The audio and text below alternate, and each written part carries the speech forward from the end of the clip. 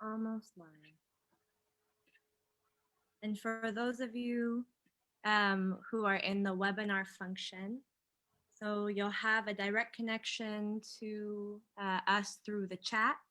And that's the best way to communicate. If we can help you with anything technologically, please let us know. But we're really happy to also hear from you and hear your questions through the chat function. So the best people to chat are me and Diana. We'll be here leading you through the back end. Okay, I believe we're live on Zoom and we're live on Facebook, I'm sorry. And so I think we'll give your co-registrants about 60 more seconds and then we'll get started.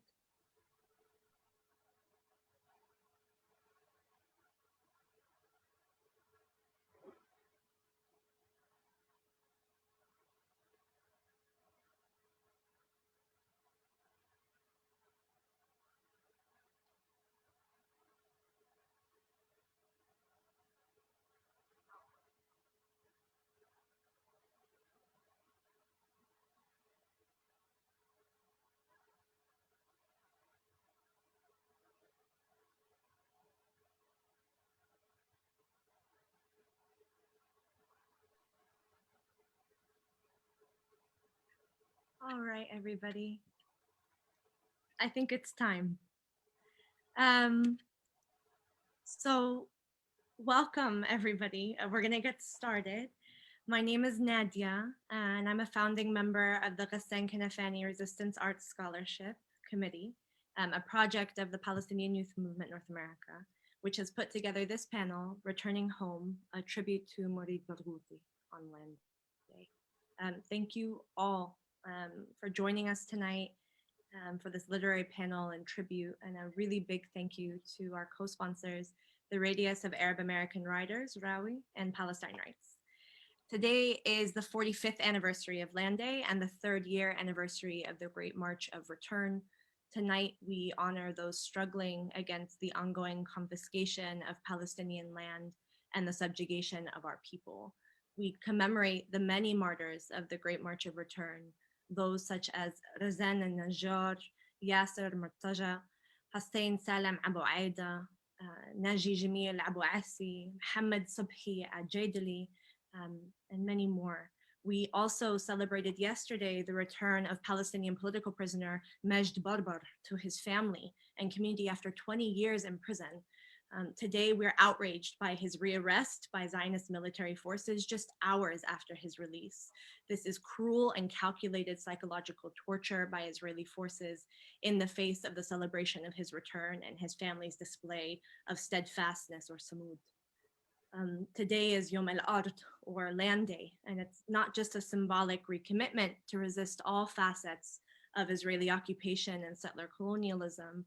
It's also a call to struggle for our central and collective demands of dignity, justice for our martyrs and release of all prisoners, the right of return and national liberation. Tonight, Returning Home, this panel will commemorate our ongoing struggle and also pay a tribute to Palestinian literary giant Mourid Barghouti, who passed on. We offer condolences to his family and to his dear friends. We know he's made a very big impact amongst his loved ones. But Mourid also has left behind an incredible legacy, one that is part of our collective memory making, such as his memoir writings of Saw Ramallah, largely inspiration for this panel tonight, his poetry and his contribution to Palestinian cultural resistance. We also honor the intertwined lives and works of Mourid Barghouti and his partner Radwa Ashhur, an incredible writer in her own right. I will pass the program over to our moderator and host for the evening, Dr. Suja Sawafta. She is an assistant professor of Arabic studies in the Department of Modern Languages and Literatures at the University of Miami. She obtained her PhD in modern Arabic literature from the University of Oxford. Her research focuses on exile and eco-criticism at the Franco-Arab intersection. She is currently working on her first book project, which examines the impact of exile, intellectual commitment, and political dissent in the works of the formative Saudi-Iraqi novelist Abdul Rahman Munif. She is also co-editing, together with Khalid Layamlahi at the University of Chicago, a collective volume on the intellectual legacy of the exilic Palestinian writer, artist, and translator Jabra Ibrahim Jabra.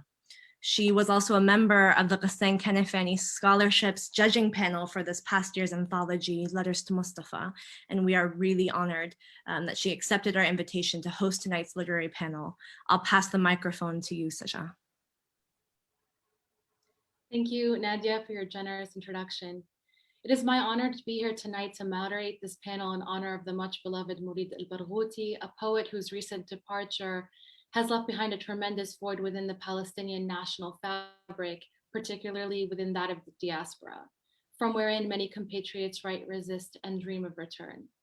As Nadia noted, today marks the 3rd anniversary of the Great March of Return in the Gaza Strip, a locale where many individuals are not only demanding better living conditions in an uninhabitable climate, but also we would be remiss not to mention that they, like Mourid, are the victims of forced displacement, many of them hailing from cities and villages outside of Gaza itself.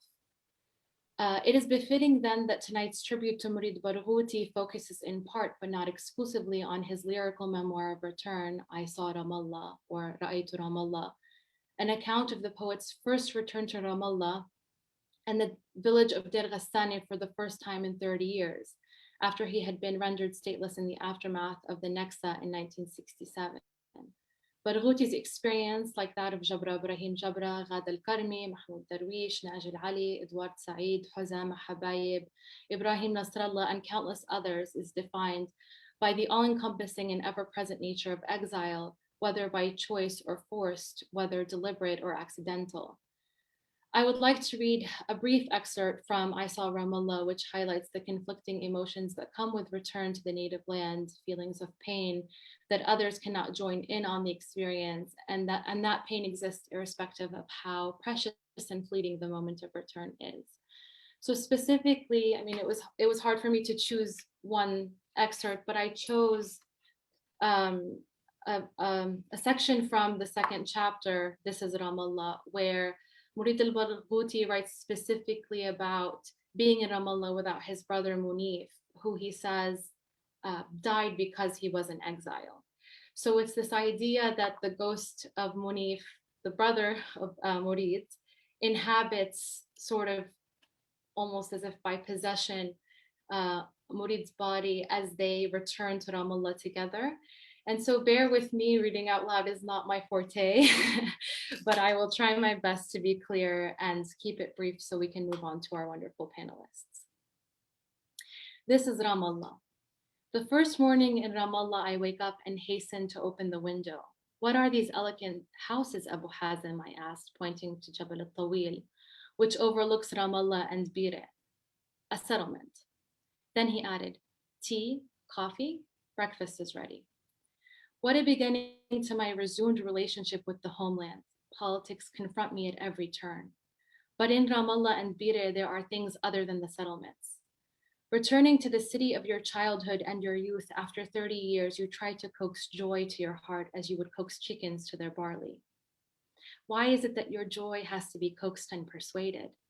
That it will not simply manifest itself strong and clear. It is because there is something incomplete about the whole scene. Something missing from the promise and from what is fulfilled of the promise. Is it because you are burdened, because you are not yet used to familiarity? Are you in the dance or sitting it out? Are your objections to the music or the musicians? Joy needs training and experience. You have to take the first step. Ramallah will not take it. Ramallah is content with what she is. She knows what she has lived through. The near ones are near and the far ones are far. She has gone her way sometimes as her people willed, and more often as her enemies willed. She has suffered and she has endured. Is she waiting to rest her head on your shoulder, or is it you who seeks refuge in her strength? A confused meeting, it is unclear who is giving and who is taking. You used to say that to your woman. Love is the confusion of roles between the giver and the taker. So we are speaking of love. Very well then. Here are the chickens of joy responding to the spontaneous coaxing. Is there such a thing as a spontaneous coaxing? You say, take me to my school, to Shara al-Azza, to the house of Khalil Abu Fakhri, to the Liftawi building. Take me to the home of Hajja Ismail, to houses I have lived in and paths I have trodden. Here you are, treading them again as Munif could not. Munif, who lies now in his grave on the edge of Amman, being forbidden to return, killed him. 3 years ago, they sent him back from the bridge after a day of waiting. He tried again a few months later, and they sent him back a second time. My mother, 3 years after the event, cannot forget her last moments with him on the bridge. He was desperate to get back into the Palestine that he had left when he was just 18 years old. Someone should write about the role of the older brother in the Palestinian family. From his adolescence, he is afflicted with the role of brother and father and mother and head of family and dispenser of advice. He is the child who has always to prefer others to himself, the child who gives and does not acquire, the child who keeps watch over a flock, both older and younger, and so excels at noticing things. His sudden death was the great deafening collapse in the lives of the whole family. He had arrived at his final gate, but it had not opened for him. Here I step on a patch of earth that his feet will never reach. But the mirror in the waiting room reflected his face when I looked into it. The streets of Ramallah, when I walked in them, saw him walk, hurrying, leading with his chest. Since I handed my papers in to the bridge authorities, his face has been with me. This scene is his. It is Munif's scene. Here he waited. Here he felt afraid.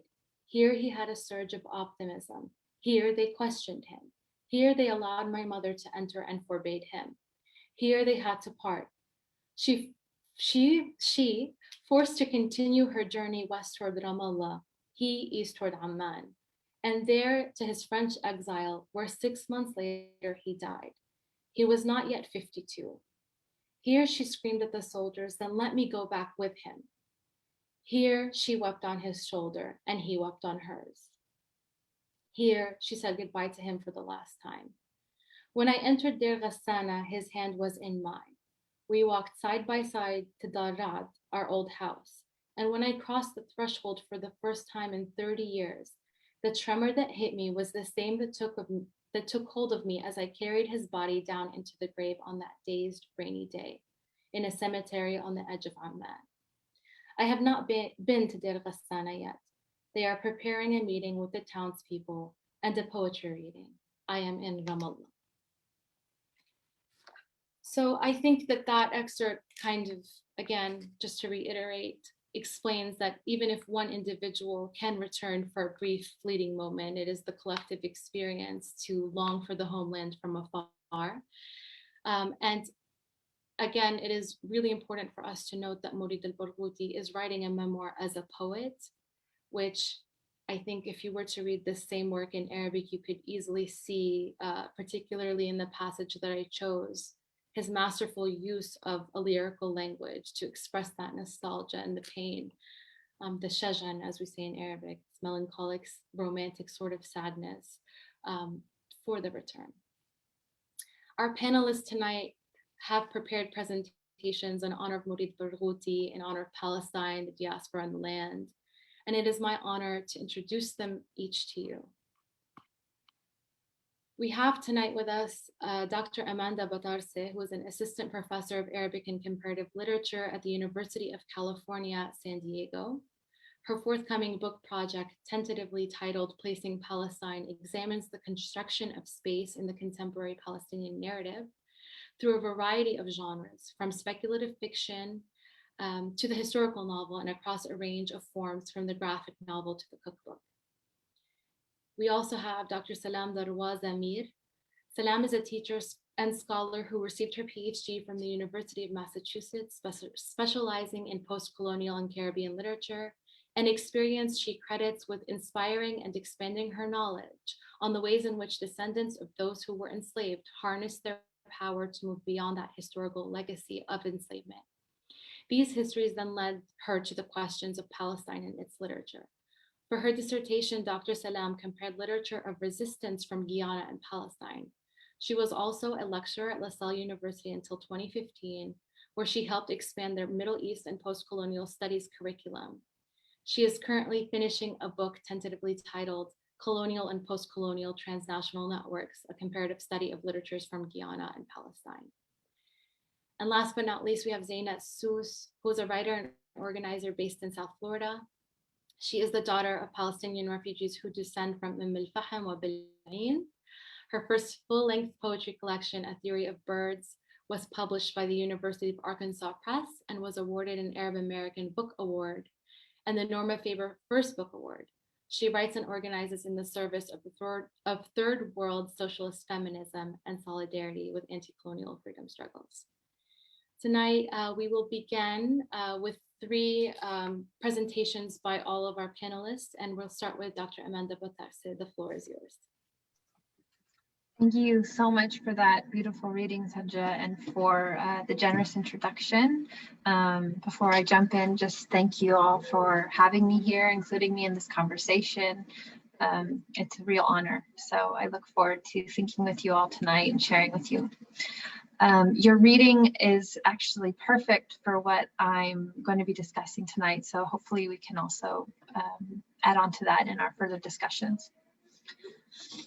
Mourid Barghouti's poetry and poetic prose frequently compels us to sit just a second longer with the discomfort of loss, to inspect it from every angle, to turn it upside down and inside out, looking up close at its particularities, so close as to become momentarily unfamiliar, estranged from what it was or what we thought it was, so that we can see it anew.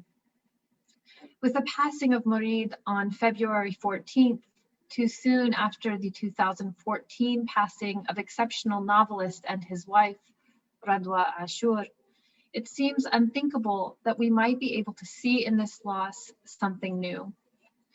But the pain of loss that Mourid has us examine, unflinchingly, although compassionately, is the shadow of love.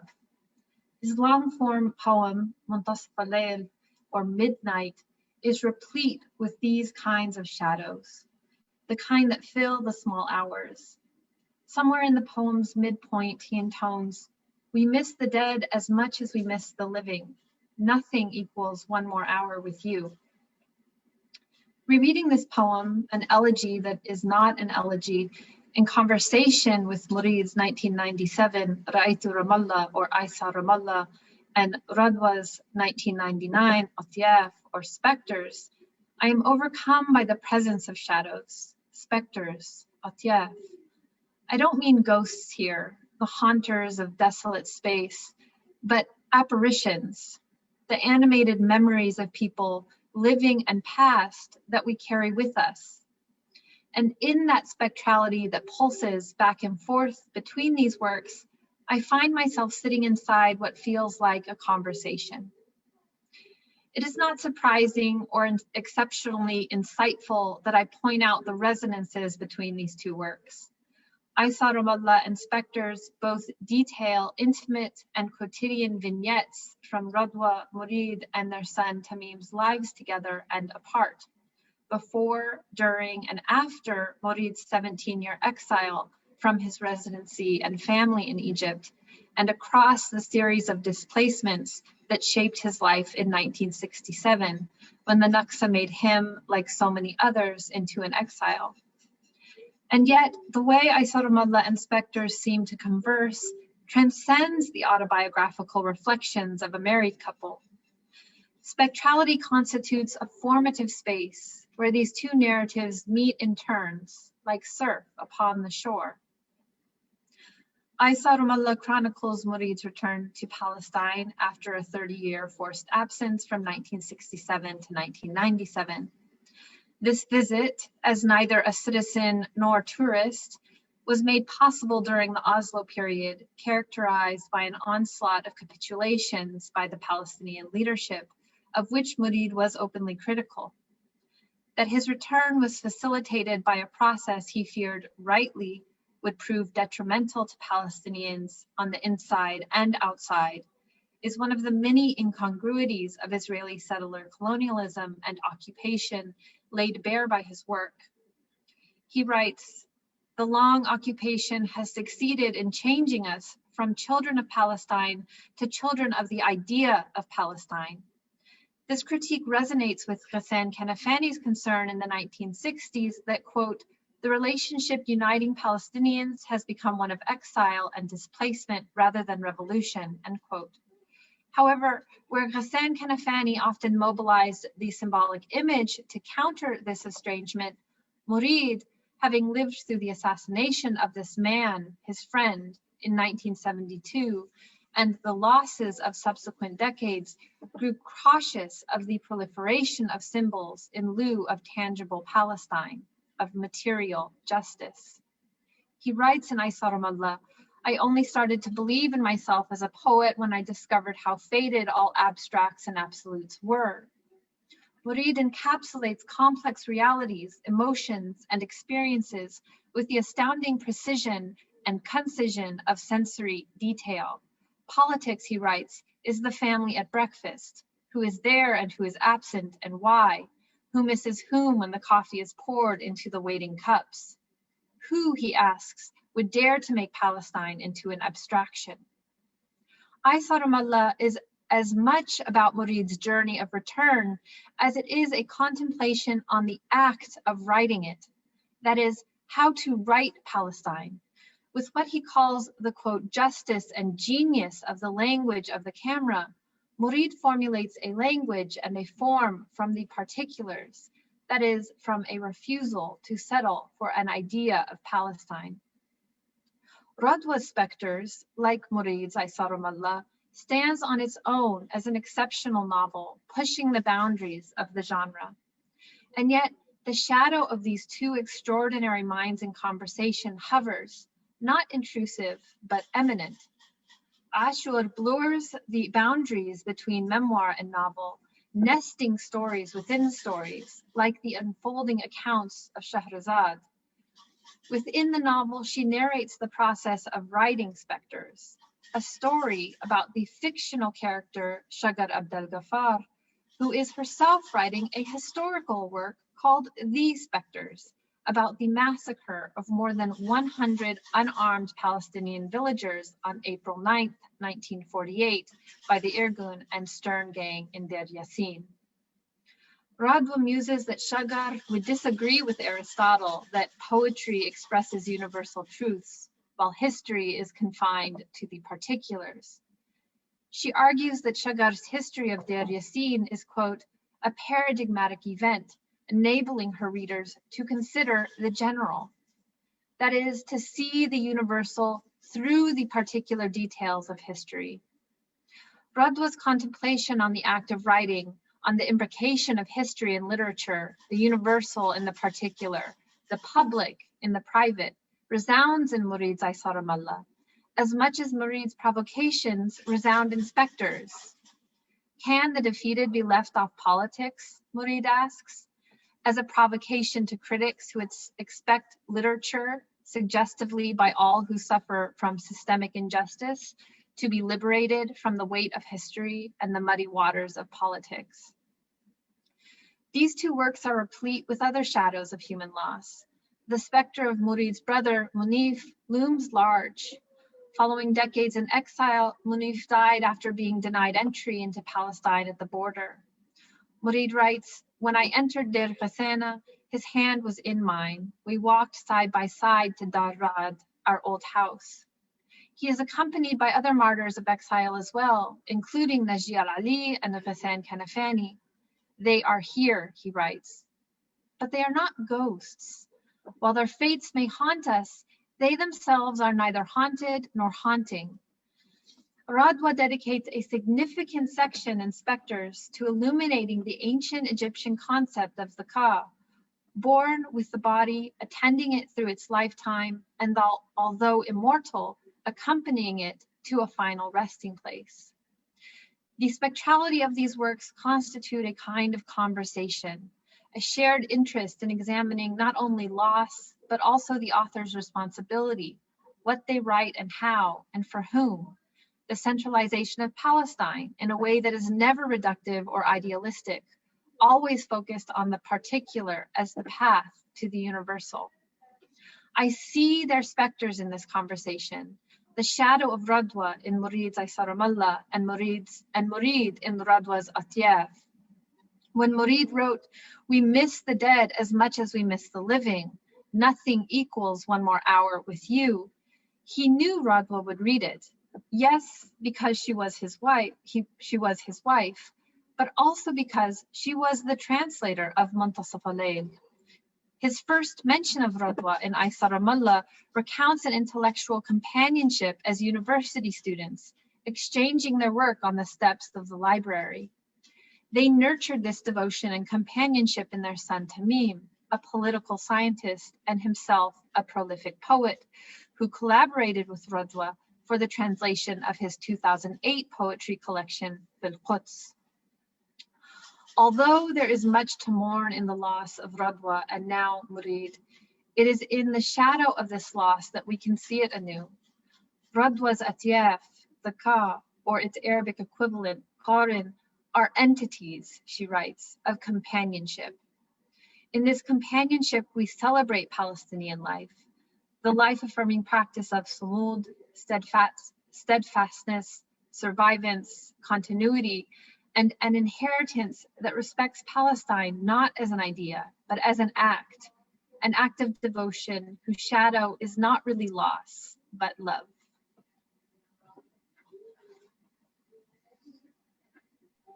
Thank you.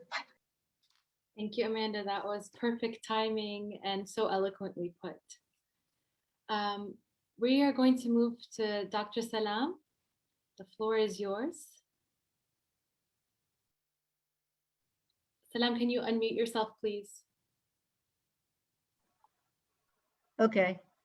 Thank you. Thank you, Suja, Nadia, and Diala. Thank you to the Palestinian Youth Movement. And I'm so pleased to meet you, panelists. Hopefully we can meet in person or stay in contact.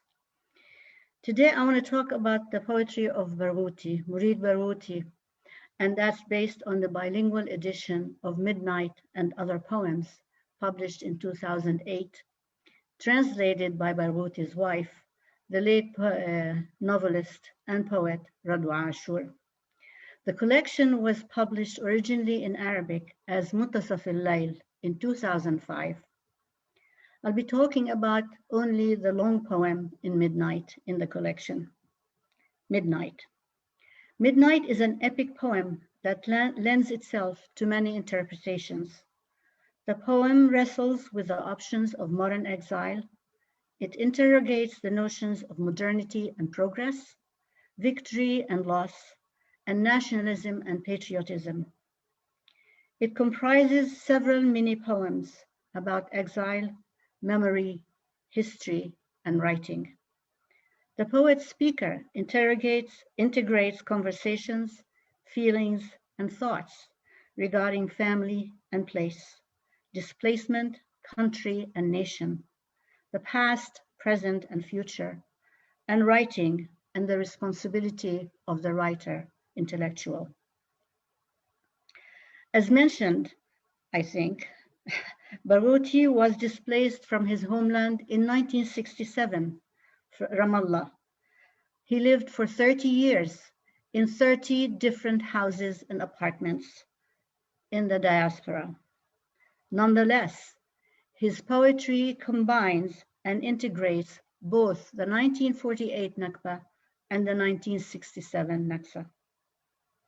I'll just talk briefly about 3 issues that I find relevant to Midnight. The context of exile, nationalism versus national consciousness, and the language of poetry. The context. The exiled poet is searching for an alternative, having been in the diaspora all those years. The poet's spokesman wonders, and this is, I'm quoting from the poetry. I can't talk about poetry without reading it. He says, There must be some other way. There must be some other captain. There must be a tougher sail. There must be ships who don't sink twice. There must be a way to live first and die second. There must be a woman to love and die for without incurring the jealousy of the homeland. So what's the cause of exile? We all know what the cause of exile is, but Mourid does not mention the cause by name. It is present by virtue of its absence. Instead, he suggests it by a metaphor, I think beautiful metaphor, the scorpion enemy. The scorpion enemy is the world of fear, injustice, death, and mourning to no avail. In one of his interviews, Barghouti says, "My will is broken by the occupation, exile, worth, waiting, hope, despair, and everything is governed by my will that is not my will. Anything I want to do is juxtaposed with the occupation, what the occupation allows me or does not allow me to do." So how does the poet spokesman deal with the scorpion enemy? He tries different venues. First, he seeks refuge in faith and implores Allah to listen to him because his lack of identity threatens his mere existence. He says, "There is only you now, no other face but yours. Lord, if you do not listen to me, my shadow on earth will be effaced. To whom shall I pray? And if your hands lock me out, in whom shall one like me take refuge? I no longer possess a name to be called for or designated by. My glass has been filled with poison, and I have been reduced to a mere trace in my grave, accustomed to perils. Even the martyred have lost their faith.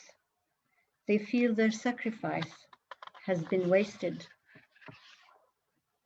Next, the poet seeks help in nature for help. He seeks help in nature for comfort.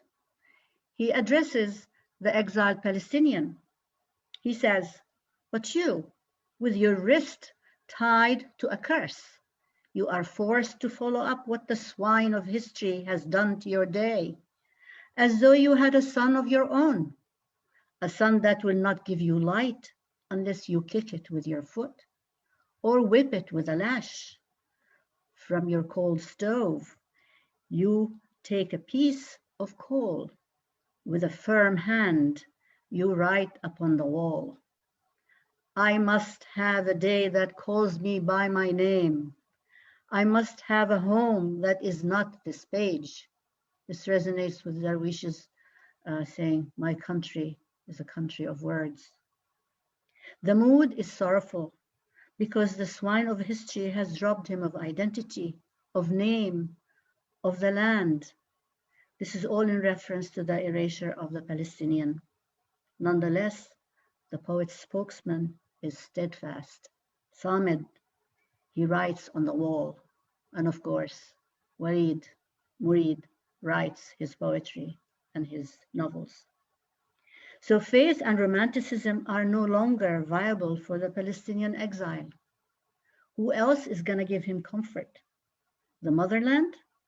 Does she offer the poet any comfort? The answer is no. She either arrives late or doesn't show up at all. Sorrow permeates the poem.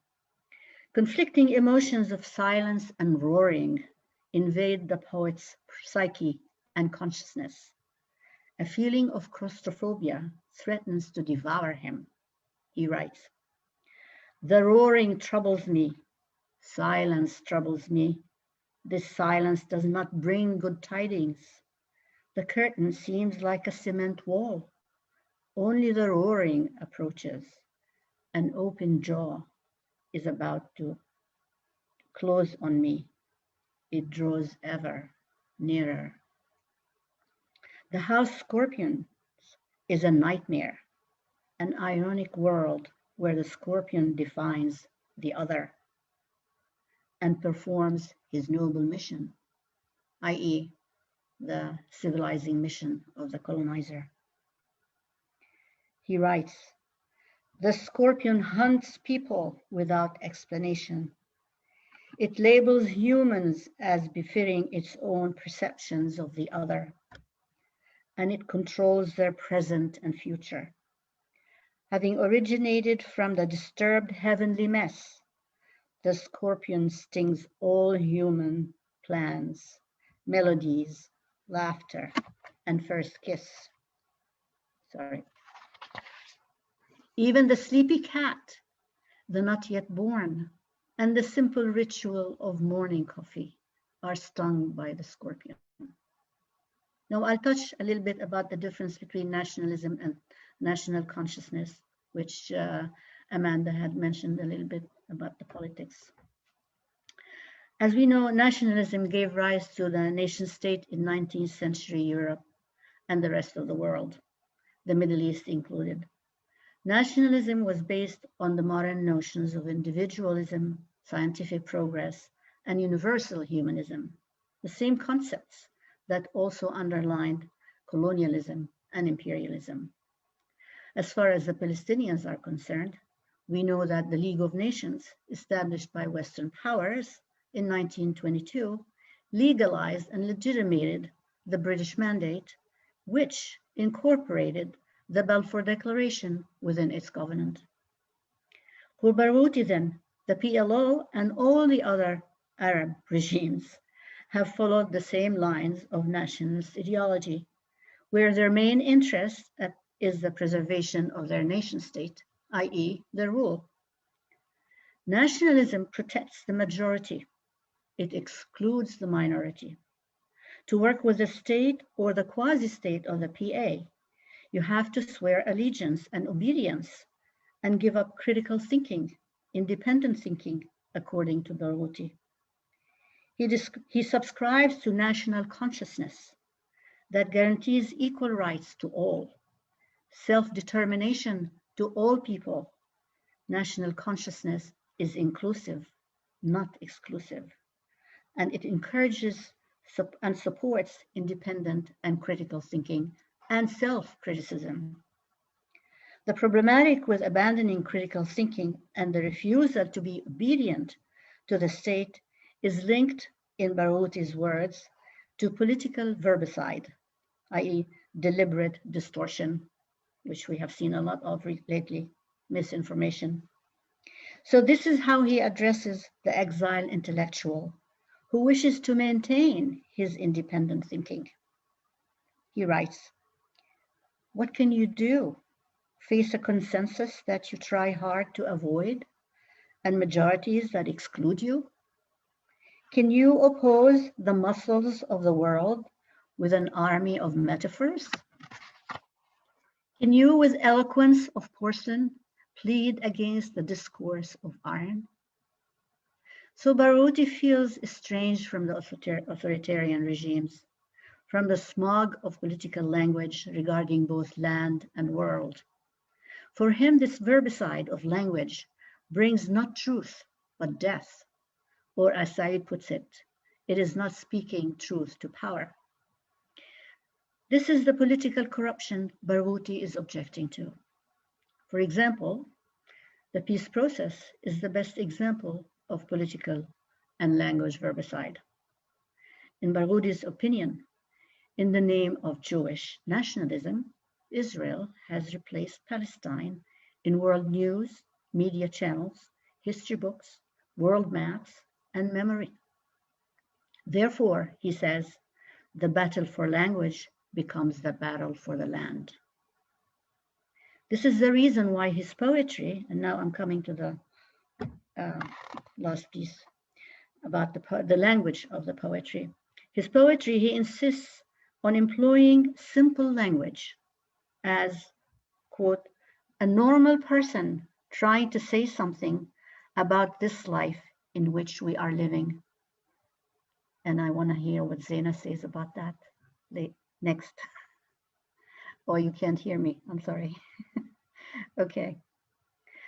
So the poetry, the language of poetry in midnight reflects Barghouti's or Mourid's inner consciousness, national consciousness, because his stance is a radical national spirit, one that persists in seeking justice for the Palestinian cause and for all minorities, for all oppressed, for all wretched of the earth.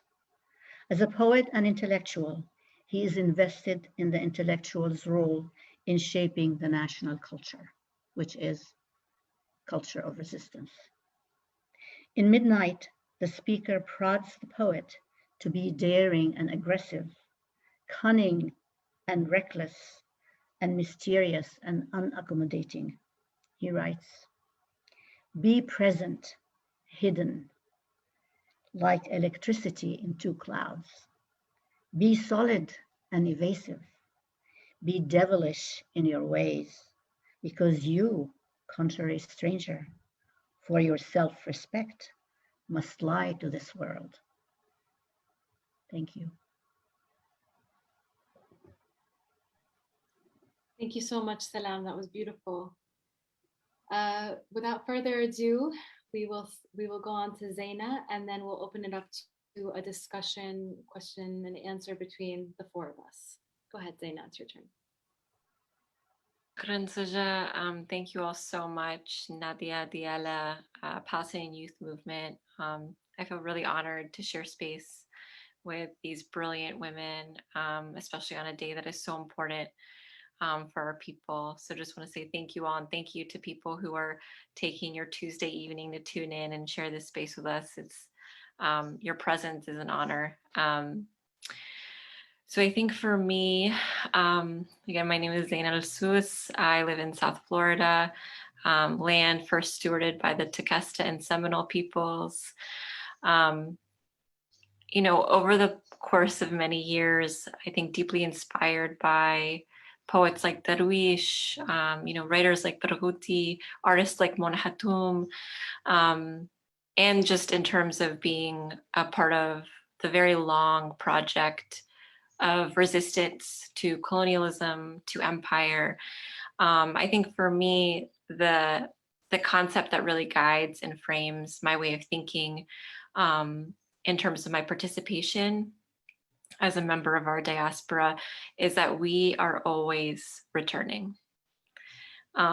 We are always returning insofar as we are always in study of our subject position as displaced people as a political identity that not only permanently tethers us to every other Palestinian on this planet, tethers us to our food, our names, our language, our land, but it also forces us to recognize our dignity as a political question, our labor as a political question that connects us to dispossessed, exploited, oppressed, and colonized people and workers all over the world. So we are always returning insofar as we understand that we exist first and foremost because of solidarity. If not for class solidarity, internationalist solidarity, the solidarity and kinship ingrained into the fabric of our people, Palestinians as a category of people would no longer exist. And you kind of heard already some of the speakers name all the attempts to erase us from the historic record, right? And then solidarity is the vehicle and the weapon that has prevented that from happening. And so as a poet and an organizer, I'm constantly grappling with the metaphysical poetic and the concrete in terms of the material conditions that govern our lives. And I loved what Amanda said about abstraction. That one really resonated with me. So what has always deeply struck me in the radical Palestinian poetic tradition is how audacious and skilled our people are in holding and centering both of these lenses, and how these lenses, the poetic, the romantic, the materialist, are often lent towards a broader solidarity with other oppressed peoples. And I actually wanted to read a couple of examples. And so one of my favorite collections is called Enemy of the Sun. It's a collection of revolutionary Palestinian poetry. I'm sure many of you on this call are familiar, published in 1970. And so I'm going to read a poem from Samah al-Qassam and Salem Gibran. So this one is from Salem Gibran, and it's called On American Indians. Flowers on the graves, America, and dancing and songs on the remains. There is nothing left but films, films that make you laugh and cry. My dead brothers, it is funny and tearful. The farms of the colonists stretch across the prairie, large, green, and fertile. The noisy factories of the colonists' heirs destroy the earth and pollute the sky. What shall I say, brothers? Alas for your history, and death for a civilization that lives on destruction and blood. And then The Unknown Continent by Samah al-Qassam. How do we reach you, slums of Chicago? How is the spark to reach you? How is the fire to be born? Skyscrapers, stacked huts, stretch your arms out of the darkness, for the big banner spreads its warmth, its light forever into the depths of night, and the big banner is forever, a sail for the drowning. How are the storms to reach you, jazz band club in New York? The black man is hungry and fearful. The wolves of the KKK roam the forest, the current overpowering, and the conscience of the statue shaken, and the heart of night. The wind is frozen, and the waves of the sea unmoving. How is the message to reach you, deaf Washington, with the humming of the machine in Vietnam slaughter? And you export cokes and medicine to the sad moon, and you sweep over the blood of victims. How is the message to reach you? And I'll end there. I think that really gets the point across. And again, this is, from 50 years ago. And so I just want to underscore over and over again, this has always been the fabric of our culture of resistance. It has never been exclusively focused on the Palestinian question, on the question of Palestine. And so for us, returning has always been a universalist movement and struggle. And so I think to bring it all the way into present day and how deep these connections go, maybe some are familiar with the story of one of Samah al-Qassam's poems being recorded by Black Panther George Jackson and being found in his cell as a political prisoner, and then being republished in the Black Panthers newspaper. However, again, this is not a solidarity that ends in a nostalgic past. In 2018, when there was a national prisoner strike called in the US, Palestinian prisoners wrote to their sisters and brothers behind bars in the US, and they evoked what they called our martyr, George Jackson. I saw that people from Samadoun are on the call, so they know well this story. And so that's only from a few years ago. And so, in this rich literary tradition, which is always, again, connecting this tradition of our poetics to a practice of resistance and a broader liberation movement, Palestine is not an issue of Palestinians and Israelis. Palestine is a struggle of the working class and the dispossessed against imperialism, against the most brutal forces of domination and extraction human history has ever witnessed. The sun of Palestine belongs to all oppressed people the world over. And just to really underscore this point and really what guides my practice and understanding of our people and our liberation struggle. So one of the first actions taken by the Christian militia fascist coup government in Bolivia that removed Evo Morales in 2019 after he was democratically elected at gunpoint. This is, of course, a US-backed coup.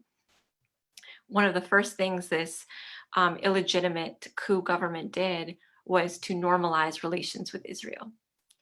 So after a year of incredible struggle and organizing in Bolivia, which includes surviving, a massacre and horrible violence against indigenous peoples in Bolivia, the leftists were able to regain power under the MAS party. In December of 2020, there's a photograph of Bolivia's Minister for the Presidency, Maria Nela Prada, wearing a keffiyeh.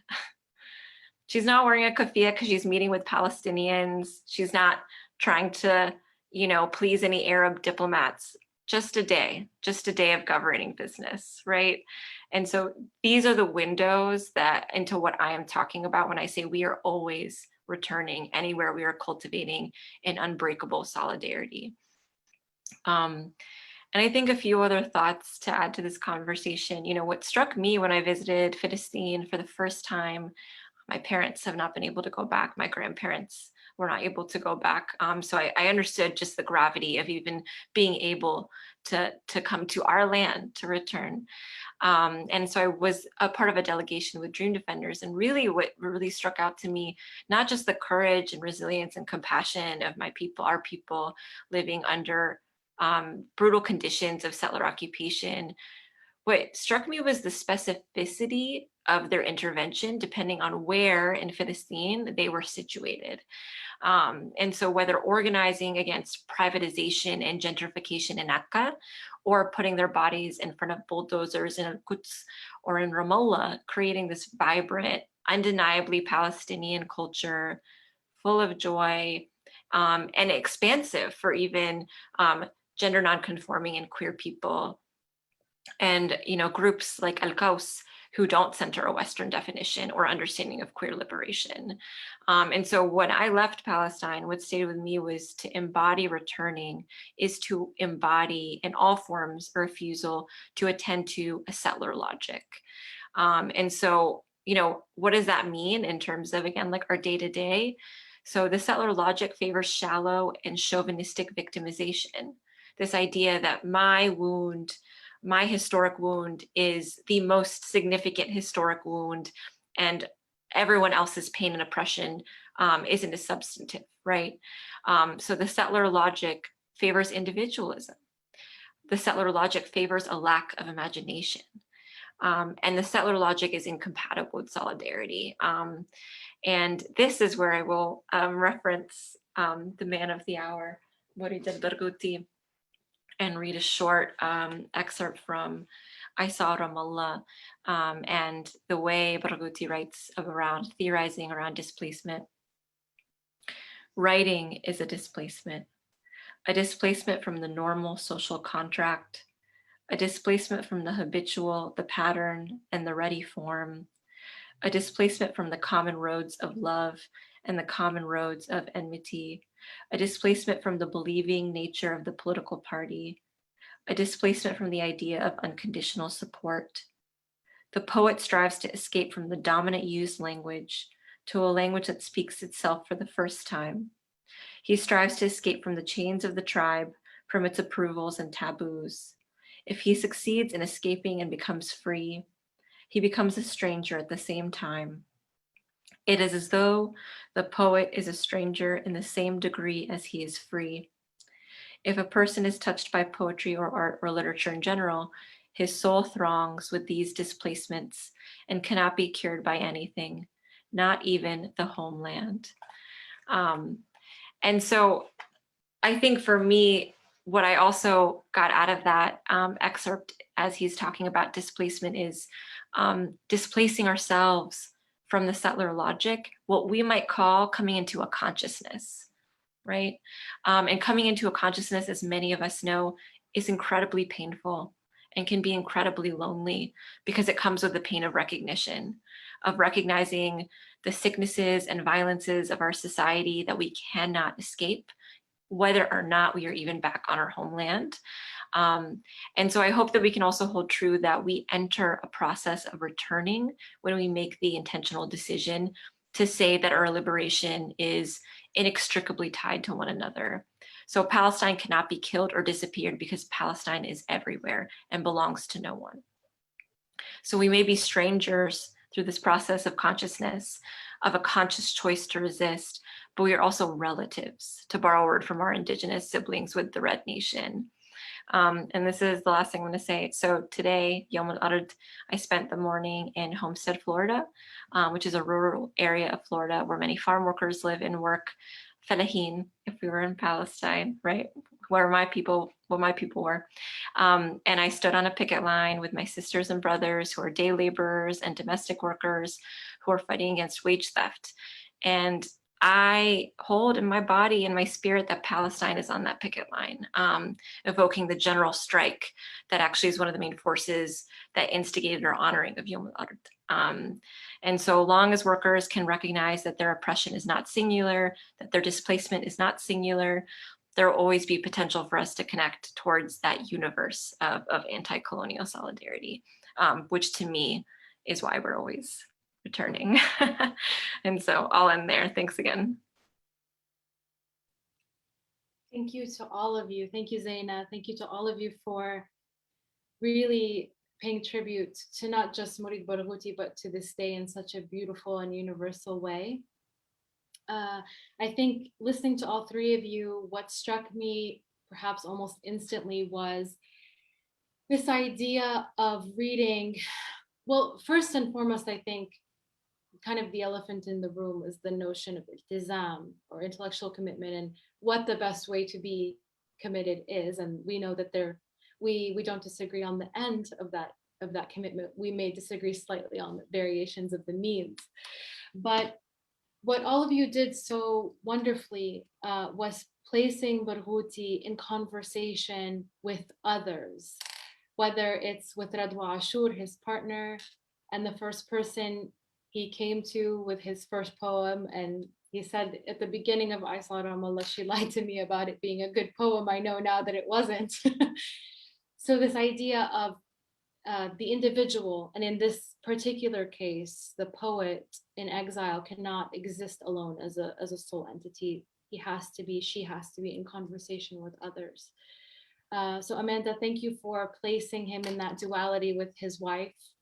And Salam, your intervention also, I think, was the perfect thing to follow, because this concept of finding a national rhetoric for resistance, and this concept of killing an older language in order to fashion a new one that is revolutionary and unapologetically so, without giving power to the scorpion, without saying the scorpion's name. And Zaina, I think, khitamuha misk, as they say, the perfect way to really view Palestine in today's day and age, and as you also highlighted from perhaps the very beginning of the struggle, is to see it as part of a universal and transnational series of liberation movements that coincides not just with the Black Panthers and the fighters in Vietnam and so on and so forth, but all indigenous people who see the land as a living, breathing entity to which we must pay service, right? And oftentimes in many indigenous writings, you have this concept or this differentiation between the indigenous figure, whether that indigenous figure is Native American, from the Red Nation, Palestinian, South African, what have you, as truly living in accordance with the natural world. So this idea of the individual's relationship to the land being not just exilic or existential, but also ecological and natural. And as such, the settler sees the land for nothing other than its physical and material utility, which distinguishes these two parties. So I would like to revisit this concept. I think placing Barghouti in conversation, perhaps directly with Kanafani in this case, this idea of this post-1967 revisitation of language, if you will, specifically at the time when Kanafani writes his call to al-adab al-thawri or al-adab al-multazam al-thawri, as opposed to, say, the more Taha Hussein, Jabra Ibrahim Jabra, poetry for poetry's sake or poetry for beauty's sake. So I'd like to just open up, it's a very general comment, but if any of you would like to revisit this concept of language making as an act of resistance, I'd love to open it up to have you speak a few more minutes on that. I can talk about that. There is, among theorists, whom poets don't care for, actually, a disdain for politics and history, the events of history, the chronological events, and how they impact human life. There is a disdain for bringing them into poetry, thinking that the event will pass. The event is temporal, and poetry should be atemporal. It's eternal. It should address eternal issues of human existence that all humans believe in or can feel for or feel with.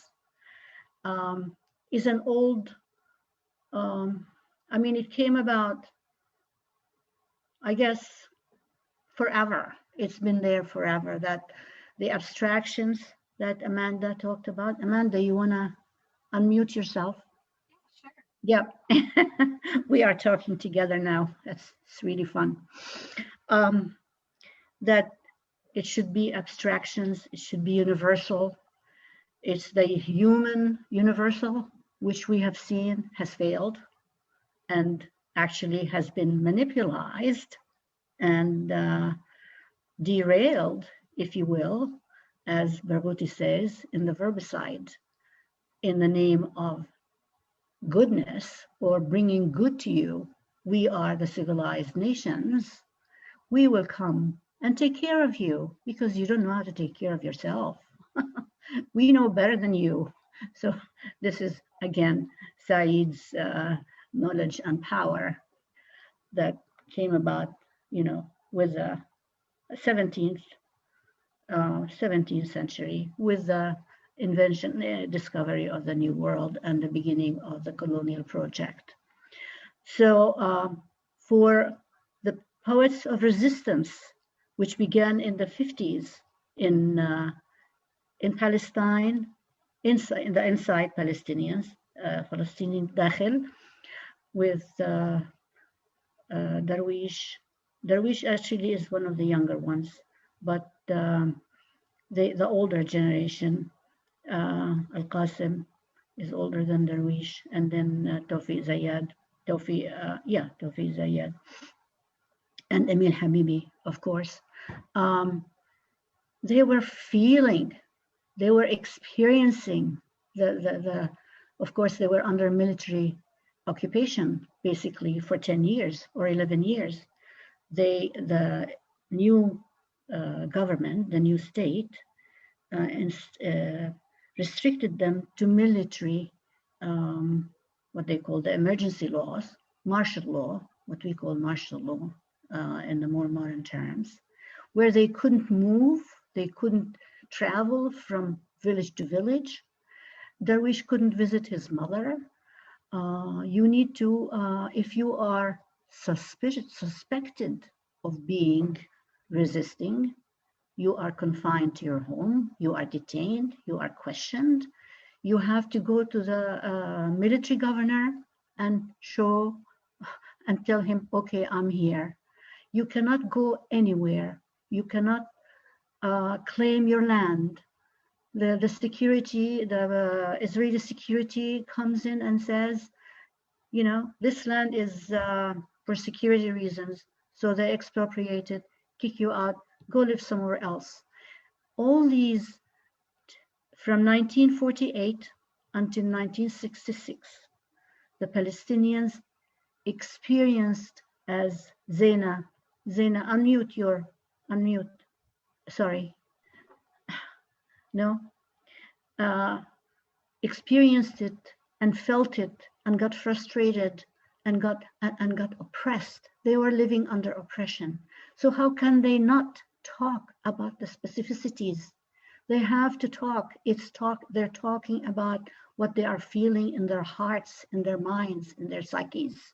So politics was part and parcel of their life, or the oppression of the colonial state was part and parcel of their life. They had to express that in the language of resistance in the language of commitment. And their commitment paid off, although many of them felt wary of, the commitment to politics because probably of, the baggage that it came with. And I know Darwish was always resisting public recognition as a poet, and he was always, actually in his later poetry, he disdains political poetry, and he just moves into his internal psyche and does other things with them.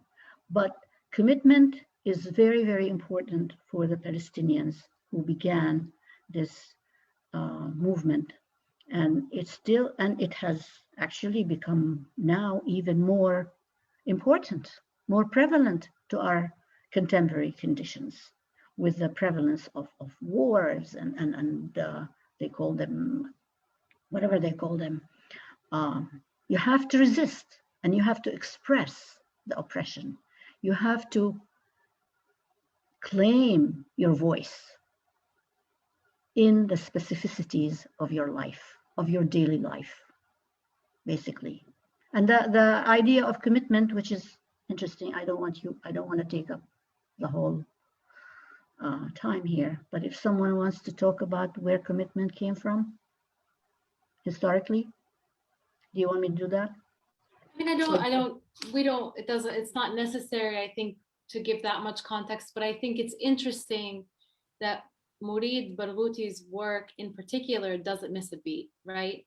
So while everybody else is going on with these debates about the level of, this Adorno-esque argument, is it al-Jamal or is it as-siyasa? He said, let me show you how to do both instantaneously, So I think in that sense, he's ahead of his time, right? In not wasting time with the debate, but just integrating it into one singular language. Amanda, Zaina, did you have anything you would like to add to that point? Or should we, is there another point you'd like to add? Feel free. Just yes to everything.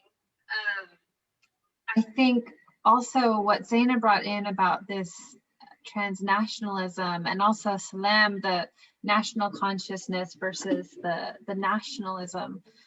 I feel with Barghouti and this focus on the details, this focus on the particularities that brings the reader back to Palestinian humanity. He is questioning the nation state formation, I think, even before that starts entering into Palestinian political discourse and kind of, street discourse, which now again we are returning, I think, as you mentioned, Zaina, to this returning to ourselves, returning to this spirit of Palestinian resistance that isn't rooted in a nation state mirroring of the colonial formation of space and the colonial formation of time, but thinking beyond that. How does Palestine, how does the son of Palestine belong to everybody? How can we imagine beyond these really violent ways of being? So, and yes, it is about our liberation, but it's about everybody's liberation. It's about Israeli liberation too. I'm not centering that narrative, but this is a liberation really where all of humanity is at stake. And I think, especially in the past year, where we've all been forced to be a little bit, perhaps more sitting with ourselves, some of those ideas might have become even more visceral, I hope. But yeah, that's my reflection on that. Sorry, I don't know if that was. There's no right or wrong way. Zaina, did you have anything to add here, or? She needs to unmute. Yeah. Sorry. No, I was really trying to listen. And I'm just learning so much, even just from this discussion. I think something that's interesting that I've noticed is sometimes I think writing that really emphasizes interiority, which, Mourid Barghouti was so renowned for, and certainly, again, Darwish in his later writing was very much writing from the interior, as Dr. Salam mentioned. And I think, what I struggle with is the way sometimes it can be pit as though one is an interior writer or one is almost existing in a sort of dogmatism when it comes to political and resistance writing. And I think that's part of our challenge, is to actually, which obviously Saeed did so well, is to underscore how the interior consciousness, and also separate from Palestinians, Morrison is like the master of this, right? How interior consciousness lends itself to return to the sort of universalist understanding of solidarity. And why is that so significant? So I was reading from this collection that was published in 1970. So this is before even the definitive turn into the neoliberal period, right? Where the I is so central in language formation as part of an imperial project, the imperial project. And so I think for us, something that we have to be consciously resisting in our language practice is to not fall into those traps of specificity, not for the sake of getting towards that broader understanding and solidarity, but maybe specificity to make something more palatable, more marketable, specificity as a commodity, right? Of which that's plentiful in this day and age. And so I think that's definitely something that, like, with these great writers that are passing, who are writing in a different period of imperial domination, that's something that we need to, I think, reckon with. Thank you. I'm going to shift the conversation slightly in light of it being Yom al-Ard, Land Day, and also sort of as the need to kind of speak about and work through two outstanding issues on the land right now, which are obviously the Great Return March in Gaza, which has been ongoing for 3 years today, which again, it's unfortunate how there are multiple Palestinian experiences, that the people on the inside are going through one thing, the people in Gaza are going through another, West Bank, etc. And I hesitate to use these names, right, because they're not our names for our homeland, but in order to just quickly make the distinction between these separate but unified struggles. And then also the annexation of the Jordan Valley in 2020, I think for me it is quite alarming, as I come from a multi-generational family of farmers who have paid service to the land and know nothing but paying service to the land for as far back as we can personally remember, in the specific areas that are being annexed right now. So I wonder, I'm just going to pose this really abstract kind of thought to you three, and would love to hear your thoughts on this. I think especially for our younger listeners today, in light of what Amanda called, the kind of fleeting nature of a tangible Palestine and the ever expanding thirst for material justice, right?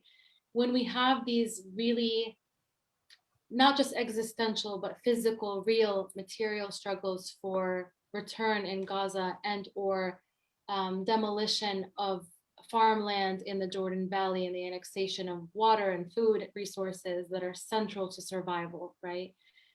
How do we reconcile these more material kind of struggles with this more romanticized, abstract, existential sort of fossilized concept of return, right? So for so many Palestinians, roughly half of the population that are not on the land, they are basically inheriting a memory of a land that no longer exists because of, these violent practices that we're discussing. So how, I guess, can we reconcile these two kind of things that are happening in tandem? And is there perhaps a guide map from the literature that already exists, or is that something that we have to write anew? Just kind of throwing that out there. It's a lot, I know. I've been trying to think about this question, I think in some regards with what I'm working on now and thinking about space formations and Palestinian writing, because when I'm talking about space and the relationship to the land and thinking through what indigeneity means, of course that's particularly acute for Palestinians, but there's the danger of excluding those who are not on the land. And excluding them from an indigenous existence when they don't have the ability to continue those kinds of practices and those cultural connections with and on Palestine. And I think part of this focus on particularities that Barghouti brings to this discussion, these material realities, is validating the creation of home that Palestinians carry with them everywhere. And that is not in any way a replacement for the justice that needs to happen and Palestinians will continue fighting for. But I think this language of inside and outside, while it served its purpose, is a hindrance to us and to our growth as a nation, because Palestinians have been fragmented for decades and decades, very purposely. Their identities and their relationships to time and space has been fragmented so that their ability to conceptualize one space it's been attempted to erase that capacity. And so I think thinking, validating, legitimizing Palestinian creations of Palestine, wherever that is, whether it's in Chile or whether it's in Chicago, you know, that is a form of legitimate Palestinian identity, because Palestinian exiles are not, they're not people who chose to leave, you know. I mean, not that people can't continue to have an identity and a relationship to home if they immigrate, of course, but if that extraction from the land is no longer a choice, then there has to be the ability to validate that material relationship to Palestine outside of the land itself until that return is made possible. And I don't know how I'm going to think through that and how to do justice to the necessity of return, but it is a question that I'm trying to think through. I love one section of Mourid when he,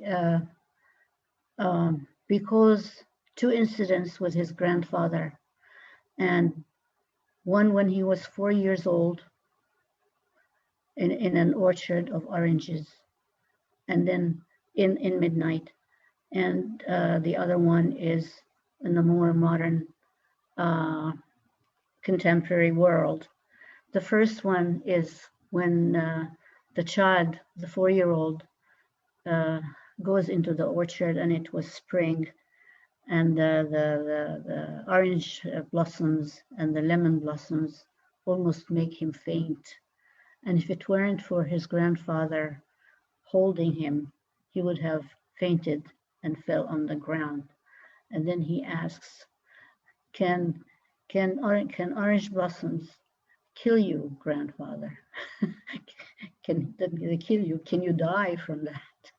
And he says, boy, what are you talking about? You're going to be a poet, and I will always fear for you. So it's as if at age 4, he is overwhelmed by what the land is producing and its effect on him. And I know my father, we left Jaffa in 48, and he had a little land next to his house, and he planted orange trees and lemon trees and olive trees. He just wanted to be a part still, even though he couldn't reach. that it's not a substitute, but it's maybe a little comfort.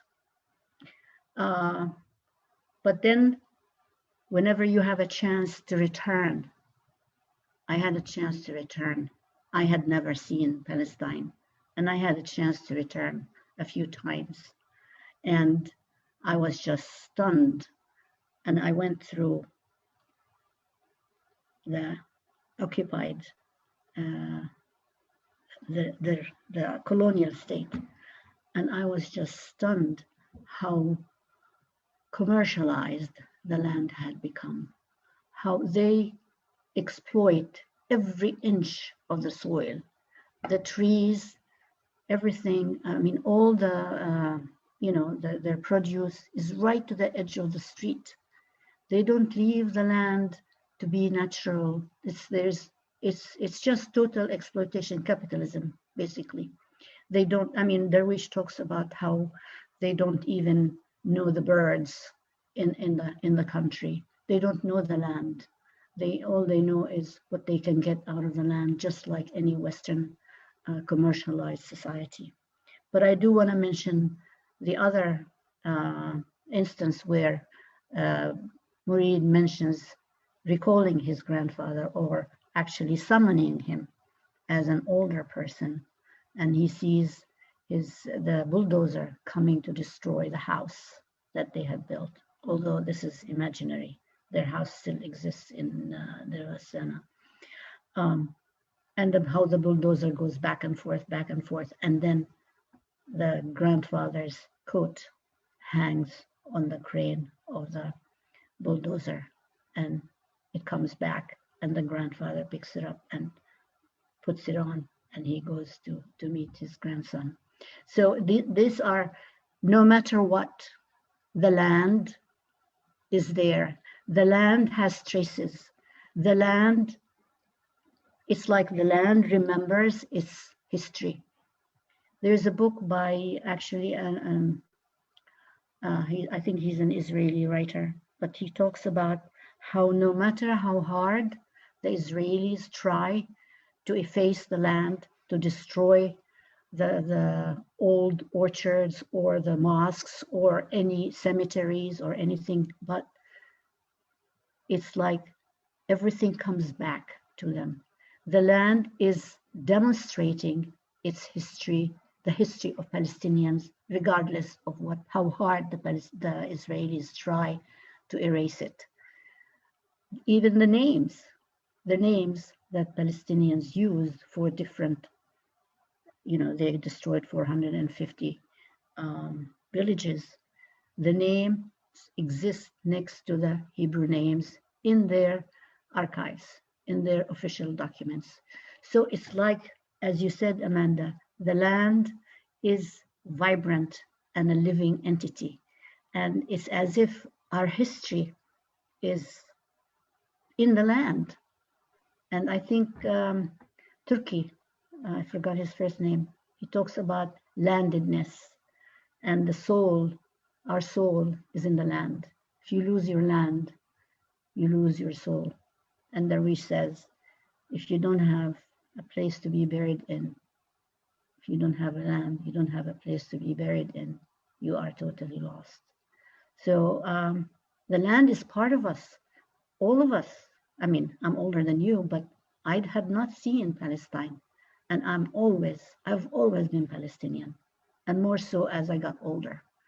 And I yearn to just go back. And I did go back. When I did go back, I went to Birzeit University for a period of time. They said, Salam, it's like you have never left. I said, I've never left. And I hadn't been there at all in my life. I think it's in our soul, it's in our hearts. I think also just touching upon the fact, again, we go back to this concept of the settler not being able to see the land for anything other than its material utility, its physical utility, which Zaina kind of touched upon, sort of the encroaching neoliberalist wave. But also just, to go back to the indigeneity, in Palestine, agriculture is the culture, right? Overwhelmingly so. So, just a point. We have a few minutes left before I hand it over to Diala. I'm wondering, we're lucky tonight that we have this diverse group of scholars, activists, writers. For many of you, you do all three of these things. So my question to you is the following. Obviously we're here tonight to honor the legacy of Mourid Barghouti, whose work is part of the canon. And I'm curious your thoughts as to how, maybe not how, but how best you see that we integrate the canon, we continue to sort of inherit the canon for generations to come, but also move beyond it to create a more urgent and necessary language, perhaps. So where do we go now, I guess, is the question I have for you. And if we can just have, a couple of minutes per panelist, that would be great. And then we would just have to conclude with Diana's points. So a couple of minutes each, please. Well, I think, reflecting on our co-sponsor here, the Palestine Rights Festival, I feel like one way I saw that envisioned was through that platform, that beautiful platform that they created, where they had the convention center, our virtual convention center, and that background of Al-Quds. I think, Susan Abu Hawa noted that in her opening remarks, that we've convened here because in order for us to return, we have to really be able to imagine it. And I think Palestinian authors like Barghouti are always struggling with the limits of what they want, what they can achieve with writing. I think artists are always struggling with that insecurity of, how effective is my art in creating the change that we all need. But I thought that was a beautiful step in a new direction. I'm biased because I'm thinking a lot about speculative fiction right now, but I think there's something really powerful in the ability to not only have these dystopian visions where you really pinpoint the violence, the absurdity, the gratuity of Israeli settler colonialism and the manifestations of settler colonialism and all its different violences across the world, but also the utopian ability to think, to even imagine that there's something else. So that's something exciting I see on the horizon for us.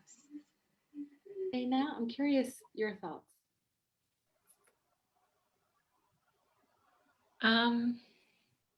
I think for me, where we go from here is presence.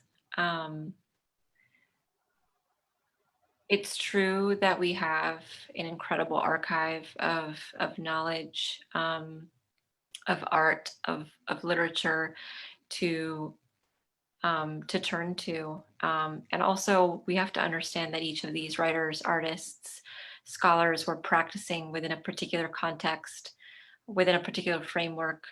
And I think it's always up to us to be acknowledging the settings in which we live and the multiple paths that lead our people back. And so I think a couple of notes on that, for me, that's actually why I cling so dearly to Kanafani, and certainly, of course, love Barghouti and others. But I think for me, I think it's really important to distinguish, right, writers who explicitly identify with a revolutionary project, and how that then informs the work that they do, and how that informs the language that they use.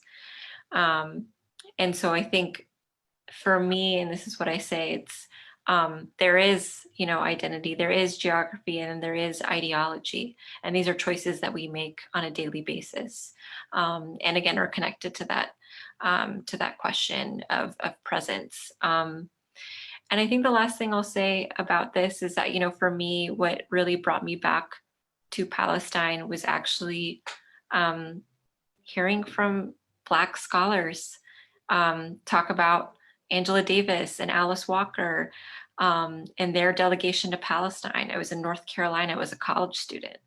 And that was the first time I understood what Palestine was about, right? And I grew up in a Palestinian home. Both my parents are refugees. And so I only say that to say, like, there are many, many ways our people are returning. And so how can we make space for that in the language making that we're participating in? Thank you so much, Zaina. Dr. Salam, تفضلي. Please, just call me Salam.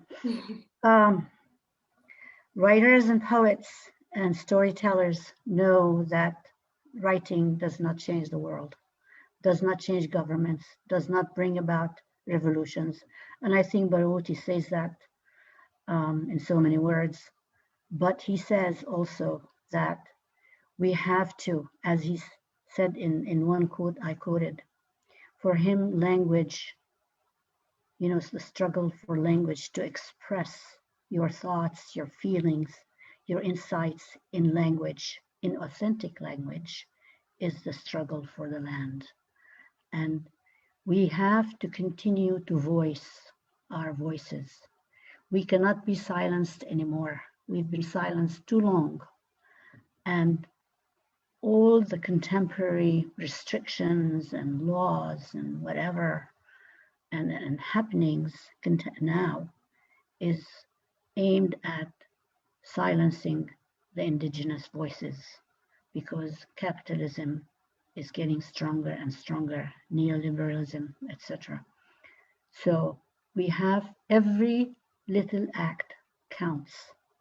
You are all, this is Howard Zinn, my favorite American historian, who was involved in the Vietnam War in the South. You are all doing your share already by teaching and disseminating knowledge about the Palestinians. It's very difficult to get involved. I know teaching is very demanding, but to become an activist and to be a teacher and do both equally well is really very difficult.